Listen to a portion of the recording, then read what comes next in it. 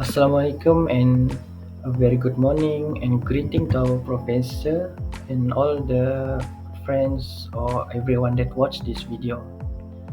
First of all, before to let, I want to say Selamat Hari Raya Aidilfitri to everyone that watch, and I hope everyone celebrate the Hari Raya very happily.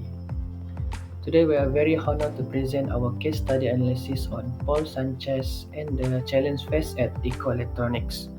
Our team consists of three people, which is the first Dr. Amir, second Marcetha, and lastly me myself, Muhammad Razalie. In this case study, we will discuss the issue encounter, which is the role of empowering leadership and a structure approach to resolve this challenge. Okay, now in the introduction, Paul Sanchez, the production manager at Ecoelectronics, introduced new computerized workstation to improve productivity. However, instead of achieving all the goal, productivity and the quality has declined. This led to the customer complaint and low employee morale. Our objective is to explore why this happened to the company and how Paul can resolve this issue using the empowering leadership. First of all, let's look at the key issue that face of Ecoelectronic, and after I read and I found four key issues.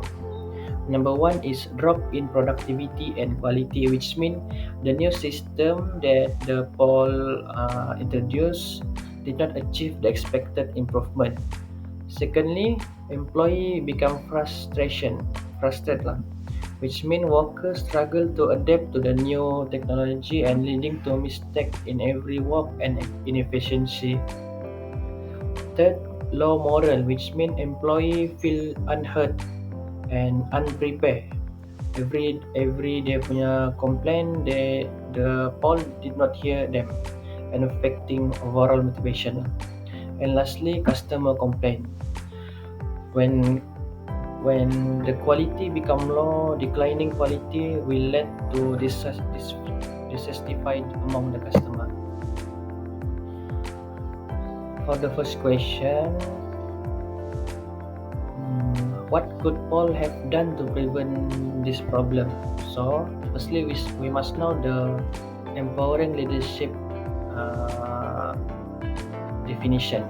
Empowering leadership means it involves sharing power with the employee by providing autonomy and responsibilities. This approach can help Paul to address the current challenge, and we will apply five key principles of empowering leadership. First, employee participation. Paul should have involved employee in the decision-making process. When employees feel included, they are more motivated and engaged. Instead of suddenly introducing the new system, he could have discussed the system with his team first, then gather their feedback and allow them to participate in the transition. This way, they will not feel blindsided by the change. Next, all need to improve communication because communication is the very important thing. Employees need to understand why changes are being made. If Paul had explained the benefit of the new system and listened to the concern of the employee and provide clear instruction, the transition I think have been smoother. A lack of communication can lead to confusion and resistance, which is exactly what happened to Ecoelectronic. Another important factor is supportive leadership.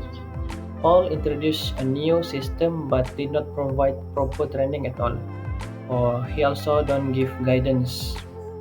Employee need time to learn and adjust to new system.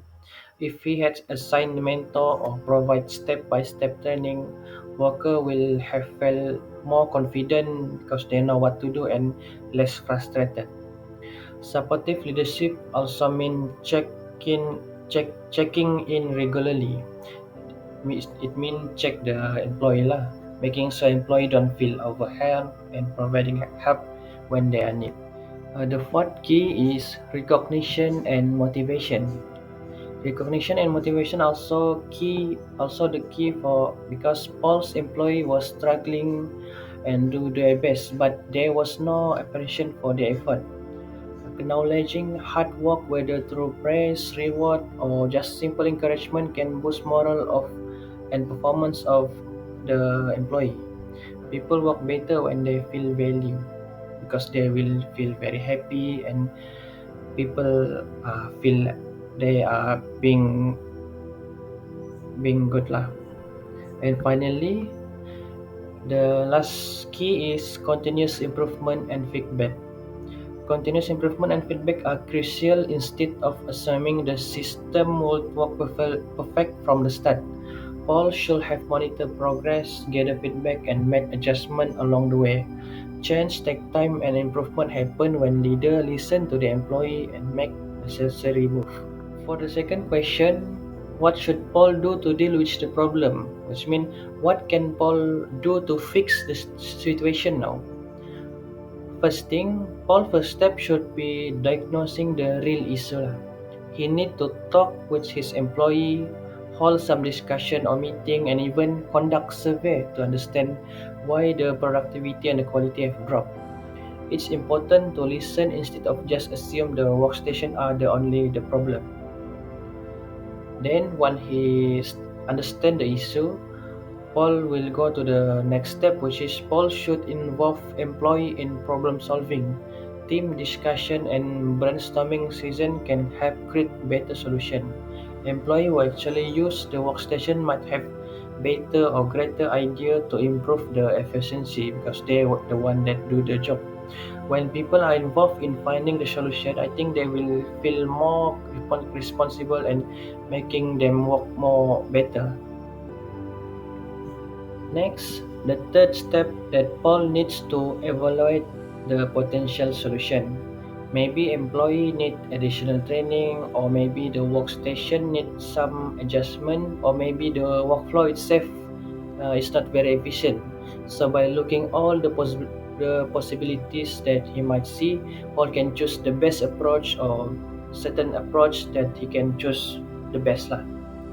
Once solution is in place, he must monitor the progress closely. This means tracking productivity and quality and the employee morale to see if the things are improving or not. He should be flexible and make adjustment where need lah. And throughout the entire process, the last key is communication because communication is key. I say Paul needs to keep his team informed and listen to their feedback and offer support when the employee feel struggle or anything lah. When employee feel heard and valued, they will be more likely to be engaged and motivated to succeed. So as the conclusion, I think Paul leadership approach caused this issue, but by applying empowering leadership principle, he can turn things around by involving employees and communicating openly. He also need to offer support and recognize every achievement of the employee and continuously improve the system lah. He can rebuild morale and restore the productivity at equal and correct. This because an empowered team is successful team when leader support and trust the employee because everyone will get benefit with this. This all from our team and this is our references. And again, I want to wish Selamat Hari Raya, maaf zahir batin to our prof because today is second Hari Raya and I hope you enjoy your Raya and everyone. Thank you so much.